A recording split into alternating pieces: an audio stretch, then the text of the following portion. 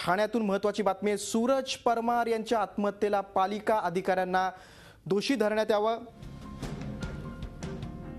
सूरज परमार आत्महत्या प्रकरणाला नवं वळण लागलेलं आहे। अधिकाऱ्यांना दोषी धरता येणार नाही असं परमार यांच्या कुटुंबियांचं म्हणणं आहे। अधिकाऱ्यांवर राजकीय दबाव असल्याचा आरोप त्यांनी केलाय।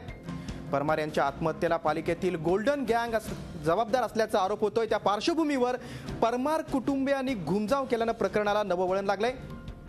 ठाण्याचे बांधकाम व्यावसायिक सूरज परमार यांनी आत्महत्या केली होती काही दिवसांपूर्वी आणि आता त्यांच्या कुटुंबियांनी आपल्या वक्तव्यावरून घुमजाव केलेला। आपण अधिक माहिती जाणून घेऊ। आमचे ठाण्याचे प्रतिनिधी कपिल राऊत आपल्या सोबत आहेत। कपिल, कुठेतरी या प्रकरणाला वेगळं वळण लागलेलं आहे। परमार कुटुंबियांनी अगोदर वेगळे आरोप केले होते आणि आता गोल्डन गँग जबाबदार आहे महापालिकेतील असा आरोप केला होता, मात्र आता त्यांनी घुमजाव केलेला आहे, यू टर्न घेतलेला आहे। अधिक काय सांगशील? गिरीश, नक्कीच हा एक नवीन वळण आलेला आहे सूरज परमार या केसमध्ये। आतापर्यंत जे परमार परिवार पालिका अधिकारी याच्यामध्ये दोषी आहेत त्यांच्यावर कारवाई झाली पाहिजे अशी मागणी करत होते।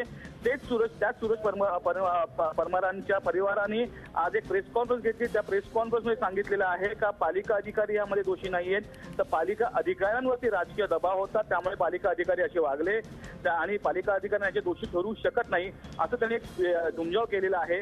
त्यामुळे एक वेगळं वळण आता ह्या केसमध्ये आलेलं आहे। याच्यावर आपण बघू एक सिद्ध होते का परमार परिवार आहे यांच्यावरती राजकीय दबाव किती असावा, त्याचबरोबर किंवा मग येणाऱ्या जे प्रोजेक्ट आहेत त्यांचे परमार परिवाराचे ते कुठे अडू नये, त्यामुळे त्यांनी अधिकाऱ्यांना बाजू केलेलं आहे। असे दोन तर्क यातून निघतात। किशोर, कपिल, तू दिलेल्या सविस्तर माहितीबद्दल धन्यवाद। सूरज परमार यांच्या कुटुंबियांनी आपलं वक्तव्य थोडंसं फिरवलेलं आहे। अगोदर त्यांनी पालिकेतल्या अधिकाऱ्यांना जबाबदार धरलं होतं, मात्र आता पालिकेतल्या अधिकाऱ्यांना जबाबदार धरता येणार नाही, त्यांच्यावर दबाव होतं असं सूरज परमार यांच्या कुटुंबियांचं म्हणणं आहे।